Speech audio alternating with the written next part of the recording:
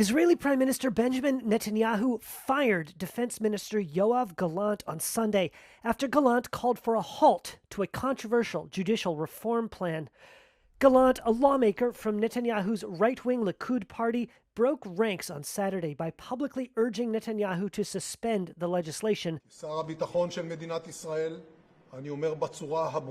He said, quote, "The growing rift in our society is penetrating the Israel Defense Forces and security agencies.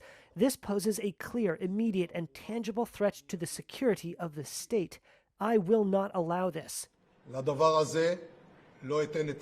His dismissal marks the largest public fracture to date in Netanyahu's coalition government over the proposed reforms that have sparked mass protests and even dissent from some in the nation's revered military.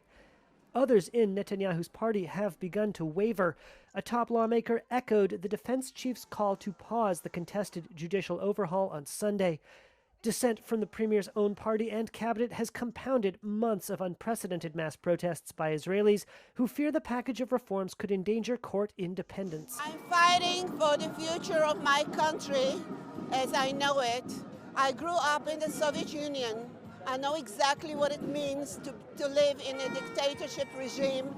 I'll do everything in my power to prevent my country from becoming one. Netanyahu, who is on trial on graft charges that he denies, says the overhaul will balance out the branches of government. A key bill effectively giving his religious nationalist coalition more control over the appointment of judges is expected to be brought for ratification this week in the Knesset, where he and his allies wield 64 out of 120 seats. But how, or even if, that as yet unscheduled vote will proceed has been thrown into question by Likud dissenters.